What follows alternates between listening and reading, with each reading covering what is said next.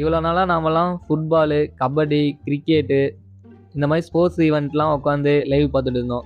ஆனால் இப்போ சட்டமன்றம்லாம் உட்காந்து லைவ் பார்த்துட்டு இருக்கிறோம். நீங்களே போய் பாருங்க. போங்க. உங்க தலையெழுத்த மாத்த யாரால முடியும்? அட கன்றாவிய, எப்படி இந்த மனுஷன் எப்படி ஆயிட்டாரு பாத்தியா? நான்லாம் கனவுல கூட நினச்சி பார்த்ததில்ல சட்டமன்றத்தில் நடக்கிறதெல்லாம் வந்து லைவில் பார்ப்பேன்னு. அதை விடுங்க, ஃபஸ்ட்டு சட்டமன்றத்தில் நடக்கிறதெல்லாம் லைவ் போடுவாங்களானே இப்போ தான் தெரியும். இவ்வளோ நாளாக வந்து ஒரு 2-3 கிளிப்பு மட்டும் வந்து நியூஸ் பார்க்கும்போது வரும். சட்டமன்றத்தில் வந்து இதெல்லாம் வந்து ஒரு மனதாக வந்து தீர்ப்பு வந்து நிறைவேற்றினாங்க அப்படின்லாம் வந்து ஒரு 2 கிளிப்பு தான் வரும். ஆனால் வந்து சட்டமன்றத்தில் நடக்கிறதெல்லாம் லைவில் வரும்னு இப்போ தான் தெரியும். எனக்கு இதுக்கெல்லாம் யார் காரணம்? இதுக்கெல்லாம் யார் காரணம் தெரியுமா? இருந்தாலும் இதுவும் ஒரு மாதிரி லைவில் பார்க்க நல்லா தான் இருக்குது. என்னடா ஆளுங்கட்சிக்கு சப்போர்ட் பண்ணி ஒரு வீடியோ போடுறியா அப்படி நீங்கள் நினச்சிங்கன்னா அதான் கிடையாது. ஒரு சைடு என்னன்னா, நம்ம முதலமைச்சர் சட்டமன்றத்தில் உட்காந்துக்கிட்டு நான் வந்து ஒரு ஆக்ஷன் பண்ணட்டுமான்னு கேட்டு ஒரு ஆக்ஷன் பண்ணுறாரு. ஒரு ஆக்ஷன் பண்ணணும்னு எனக்கு தோணுச்சு. எல்லாரும் போயிட்டாங்க. இல்ல யுவர் பர்மிஷன் பண்ணலாமா? இப்பவும் பண்ணலாம், ஒன்றும் தப்பு இல்லை. இன்னொரு சைடு நம்ம விர்ச்சுவல் வாரியர்ஸ் சோசியல் மீடியாவில் உட்காந்துக்கிட்டு டிவிக்கு கவர்மெண்ட்டின் 1 மாத சாதனைகள்னு இன்ஸ்டாகிராமில் உட்காந்து ரீல்ஸ் போட்டுருக்காங்க. இவங்களே தான் சொல்கிறாங்க, எங்களுக்கு ஒரு 6 மாதம் டைம் வேணும், அது வரைக்கும் நீங்கள் எதுவும் கேட்காதீங்க, எதுவும் கேட்கக்கூடாது பார்த்துக்கோ அப்படிங்கிறானுங்க. இட்ஸ் ஓகே ஃபைன், 6 மாதமோ 1 வருஷமோ டைம் எடுத்துக்கங்க, இங்கே யாரும் டைம் எடுக்க வேணாம்லாம் சொல்லலை. ஆனால் கேள்வி கேட்டால் மட்டும் எங்களுக்கு 6 மாதம் டைம் வேணும் அப்படின்னு சொல்லிட்டு இன்னொரு பக்கம் உட்காந்து நாங்கள் டிவிக்கு கவர்மெண்ட் வந்து 1 மாதத்தில் இதை பண்ணிட்டோம் அதை பண்ணிட்டோம் அப்படின்லாம் சொல்ல வேண்டாம். ஏன்னா அப்படி சொன்னால் அதில் இருக்கிற வந்து நிறை குறை எல்லாத்தையுமே சொல்ல தான் செய்வாங்க எதிர்கட்சி.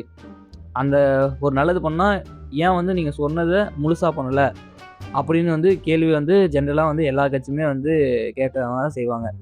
அப்போ அவங்க கேள்வி கேட்டால் மட்டும் நாங்கள் வந்தே 1 மாதம் தான் ஆகுது, அதுக்குள்ளே எப்படி முழுசாக பண்ணுறது அப்படின்னு சொல்லிட்டு இன்னொரு பக்கம் நாங்கள் இதை பண்ணிட்டோம் அதை பண்ணிட்டோம் அப்படின்னு சொல்கிறது என்ன நியாயம்? டைம் எடுத்துக்கங்க, 6 மாதம் வந்து வெயிட் பண்ணுங்கள், என்னென்ன நல்லது பண்ணுறாங்க அதெல்லாம் நாமளும் பார்ப்போம். அதுக்கப்புறம் வந்து நாங்கள் இவ்வளோ நாளில் வந்து இவ்வளோ நல்லது பண்ணியிருக்கோம் அந்த மாதிரி ஒரு வந்து ரீல்ஸ் போடுங்க உங்கள் ஸ்டைலில். நக்கல்யா அவனுக்கு. அப்புறம் ஒரு அறிக்கை விடுங்க, எல்லாமே பண்ணுங்கள், யார் வேண்டாங்கிறா? நீங்கள் அதுக்கு நடுவில் வந்துட்டு 1 மாத சாதனைகள் 2 மாத சாதனைகள் இதெல்லாம் வந்து போட வேண்டாம். நீங்கள் போட்டிங்கன்னா கண்டிப்பாக வந்து எதிர்கட்சிங்க வந்து கேள்வி கேட்க தான் செய்வாங்க. ஏன் வந்து நீங்கள் வந்து தேர்தல் அறிக்கையில் வந்து இந்த மாதிரி வந்து சொல்லியிருக்கீங்க, பிரச்சாரத்தில் இந்த மாதிரி சொல்லியிருக்கீங்க, ஆனால் முழுசாக இப்போ பண்ண மாட்டேங்கிறீங்க, அதெல்லாம் கேள்வி எல்லாம் வந்து கேட்க தான் செய்வாங்க. ஏன்னா நீங்கள் வந்து முழுசாக நிறைவேற்றவும் இல்லை. அவங்க கேள்வி கேட்டால் மட்டும் எங்களுக்கு வந்து டைம் வேணும், 1 மாதம் தான் ஆச்சு, 2 மாதம் தானே ஆச்சு, அதுக்குள்ளே முழுசாக செஞ்சுருவாங்களா? திரும்ப இதே தான் சொல்ல போகிறீங்க. அதுக்கு வெயிட் பண்ணுங்க, ஒரு 6 மாதம் போகட்டும், என்ன தான் பண்ணுறாங்கன்னு சொல்லிட்டு நாமளும் பார்ப்போம், மக்கள் பார்ப்பாங்க. இது வரைக்கும் வந்து ரீல்ஸ் போட்டிருக்காங்களே டிவிக்கு கவர்மெண்ட்டோட 1 மாத சாதனைன்னு, அதெல்லாம் நான் பார்த்தாலே 5-6 கொஸ்டின் கேட்குற மாதிரி தான் இருக்குது. அதெல்லாம் வந்து வெளிவிட்டா கேள்வி கேட்காமல் இருப்பாங்களா? நீங்களே சொல்லுங்கள். இந்த 1 மாத சாதனைன்னு சொல்லிட்டு அவங்க எதெல்லாம் லிஸ்ட்டு போட்டிருக்காங்களோ அதை பார்க்கறதுக்கு முன்னாடி நம்ம சேனலில் வந்து இதுக்கு முன்னாடி ஒரு வீடியோ போட்டிருந்தோம் ஏ2டி நந்தகுமார் அவர்களை பற்றி. எதுவும் பேசலாம் பேசியிருக்க மாட்டோம். அதில் வந்து அவரை வந்து கேள்வி கேட்குற ஒரு 2 விஷயத்தை வந்து நம்ம அட்ரஸ் பண்ணியிருப்போம். அதில் ஒரு கொஸ்டின் வந்து அந்த QLED கேஸில் வந்து என்ன நடந்துச்சு அதை வந்து நம்ம வந்து கொஸ்டின் பண்ணியிருந்தோம். அது கொஸ்டின்லாம் பண்ணல, அதில் என்ன நடந்துச்சுன்னு சொல்லிட்டு எல்லாத்துக்கும் சொல்லிட்டாங்கன்னா அவர் மேலே இருக்கிற மிஸ் அண்டர்ஸ்டாண்டிங் வந்து சரியாயிரும், அதுக்காக ஒரு வீடியோ பண்ணணும் அப்படின்னு சொல்லிட்டு நம்ம சொல்லியிருந்தோம். நம்ம வீடியோலாம் அவர் கண்டிப்பாக பார்த்துருக்க மாட்டார். இருந்தாலும் கடைசியாக போட்ட வீடியோவில் வந்து அதுக்கான எக்ஸ்ப்ளனேஷன் கொடுத்துருக்காரு. எதுக்காக இந்த விஷயத்தை இந்த வீடியோவில் நான் சொல்கிறேன்னா, நம்ம சேனலில் ஒரு 2.4K வியூஸ் அந்த வீடியோ போயிருக்கு. இதெல்லாம் ஒரு வியூஸான்னு கேட்காதீங்க, நமக்கு இதெல்லாம் ரொம்ப பெருசு தான். ஸோ அவ்வளோ பேர் பார்த்துருக்காங்க, ஒரு 2400 பேர் அந்த வீடியோவை பார்த்துருக்காங்க. அவங்க எல்லாருக்கிட்டையும் நான் சொல்லியிருக்கேன், அவர் வந்து அதுக்கான ஆன்சர் சொன்னால் பரவாயில்லைன்னு. அவர் அந்த ஆன்சர் சொல்லிட்டாரு, அதை நம்ம வந்து அட்ரஸ் பண்ணுறதுல எந்த ஒரு தப்பும் இல்லை. பட் உங்க நேர்மை எனக்கு ரொம்ப பிடிச்சிருக்கு. அந்த வீடியோவில் நான் என்னென்ன பேசியிருக்கேன்னு நீங்கள் கேட்கணுன்னா மேலே ஐ பட்டனில் கொடுக்குறேன், செக் பண்ணிக்கோங்க. இல்லை இந்த வீடியோ முடியும் போது லாஸ்ட்டு ஆட் பண்ணுறேன். சரி, ஓகே, நம்ம வீடியோக்குள்ளே போகலாம். நான் வந்து இந்த வீடியோவில் டிவிகே கவர்மெண்ட்டை பற்றி கேள்வி கேட்கறதுனால நான் என்ன டிஎம்கே இல்லை வந்து பிஜேபி இப்போல்லாம் சொல்ல தேவையில்ல. ஏன்னா ஏற்கனவே டிஎம்கே பற்றி இந்த திராவிடங்கிற வார்த்தையே வந்து தமிழ் வார்த்தை இல்லை, அது வந்து ஆரிய வார்த்தை அப்படின்னு ஒரு வீடியோ கூட போட்டிருக்கேன். செக் பண்ணணுன்னா நம்ம சேனல்லே இருக்குது, பார்த்துக்குங்க.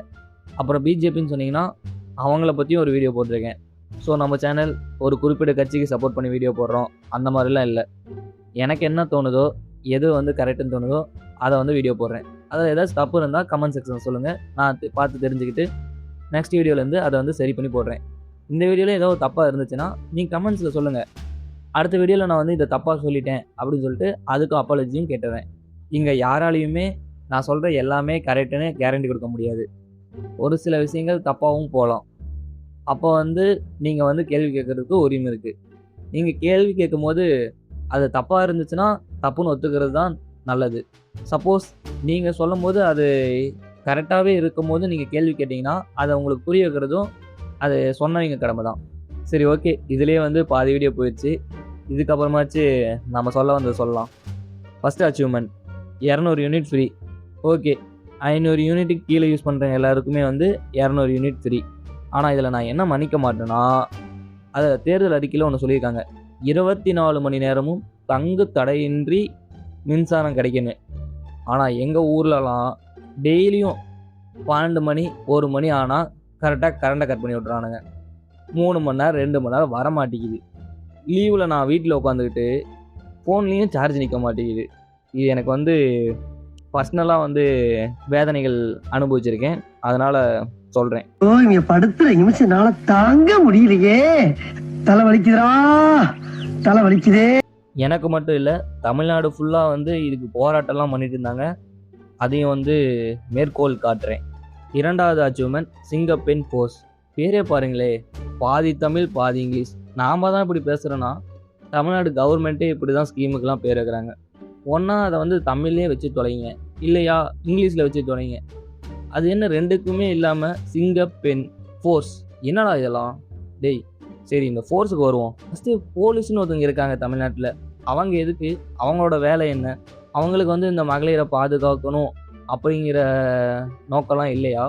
மகளிரை பாதுகாப்புக்கிறதுக்குன்னே ஒரு தனியாக போலீஸ் தான் வரணுமா? எனக்கு புரியல. மோஸ்ட்லி ஏற்கனவே இருக்க மகளிர் போலீஸு தான் இப்போ சிங்கப்பெண் ஃபோர்ஸுக்கு மாற்றுறாங்க. இதுக்கு வந்து தமிழ்நாடு காவல்துறையிலேயே பெண்கள் மகளிர் வந்து அதிகமாக வந்து வேலைக்கு எடுக்கலாமே. அப்படி எடுத்தால் கூட பெண்களுக்கு பாதுகாப்பு வந்து நிறைய இடத்துல வந்து கொடுக்க முடியும் அப்படின்னு சொல்கிறதுல ஒரு நியாயம் இருக்குது. பட் இவங்க என்ன பண்ணுறாங்க, பப்ளிசிட்டிக்கு சிங்கப்பெண் ஃபோர்ஸ் நாங்கள் தனியாக ஒரு டிபார்ட்மெண்ட்டை க்ரியேட் பண்ணியிருக்கோம். என்னடா இதெல்லாம் நியாயமாக இருக்கா? ஒரு நியாயம் வேணாமாடா? என்னடா இது, இந்த மாதிரி ஒன்றா பார்த்தா வீடியோட லென்த்து பெருசாகிட்டே போகும் போல். ஏற்கனவே நம்ம போகிற 6 நிமிஷம் 7 நிமிஷம் வீடியோவையே 3 நிமிஷம் 4 நிமிஷம் தான் பார்க்குறாங்க. இதில் வேறு 14 நிமிஷம் 15 நிமிஷம் வீடியோ போனால் யார் பார்க்க போகிறா? ஸோ வந்து இந்த வீடியோவில் வந்து ஒரு 3-4 மட்டும் பார்த்துட்டு மிச்சத்தை அடுத்த வீடியோவில் கண்டினியூ பண்ணலாம். 3வது சாதனை 11% டேக்ஸ் கன்சப்ஷன் ஃபார் காட்டன். ஒரு நல்ல திட்டம். இது வந்து எவ்வளோ எக்ஸிக்யூட் பண்ணுவாங்கன்னு சொல்லிட்டு இனிமேல் தான் பார்க்கணும் பொறுமையாக. இவங்களோட 4வது சாதனை பேன் ஃபார் ஸ்டோன் குவாரிஸ்.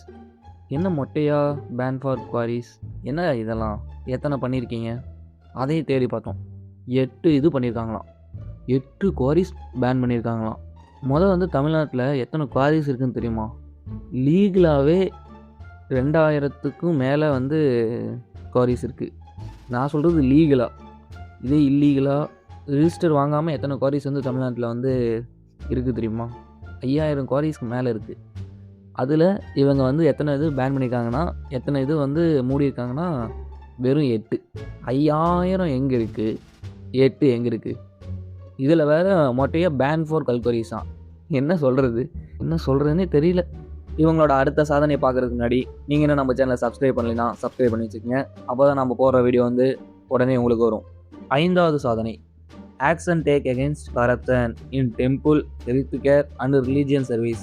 இது வந்து நல்ல இனிஷியேட்டிவ் தான். இது எவ்வளோ ஃபாலோ பண்ணுறாங்கன்னு நம்ம பொறுத்து இருந்து தான் பார்க்கணும். உடனே சொல்லிட முடியாது. ஏன்னா இப்போ கூட கவர்மெண்ட் அட்வொகேட் வந்து அப்பாயின்ட் பண்ணுற இதில் ஊழல் நடந்திருக்குன்னு சொல்கிறாங்க. நடந்திருக்குன்னு சொல்கிறாங்க, இல்லை நடந்திருக்கு. சொல்கிறதே வந்து அவங்க கவர்மெண்ட்டு மெம்பர்ஸ் தான். அவங்க கவர்மெண்ட் மெம்பர்ஸ்னால் டிவிகே மெம்பர்ஸ் தான் வந்து சொல்கிறாங்களே. ஸோ இது எங்கே போய் முடியுமோ தெரில, பார்ப்போம். ஓகே, மீதி இருக்க வந்து நெக்ஸ்ட் வீடியோவில் பார்ப்போம், பார்ட் 2ல் பார்ப்போம். ஏன்னா இந்த வீடியோவில் ஆட் பண்ணால் கண்டிப்பாக இந்த வீடியோ லென்த் வந்து ரொம்ப பெருசாகும், யாரும் பார்க்க மாட்டீங்க. ஸோ வந்து நம்ம வந்து அடுத்த வீடியோவில் ஆட் பண்ணுவோம். அடுத்த வீடியோ நீங்கள் பார்க்கணுன்னா நம்ம சேனலை வந்து மறக்காமல் சப்ஸ்கிரைப் பண்ணி வச்சுக்கோங்க.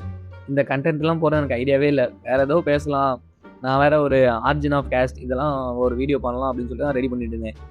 ஆனால் ஒருத்தன் அவன் பண்ணது தான் இந்த வீடியோவே. அது என்னன்னு சொல்லிட்டு அடுத்த வீடியோவில் சொல்கிறேன். ஓகே கைஸ், பாய் பாய். நம்ம அடுத்த வீடியோவில் சந்திப்போம்.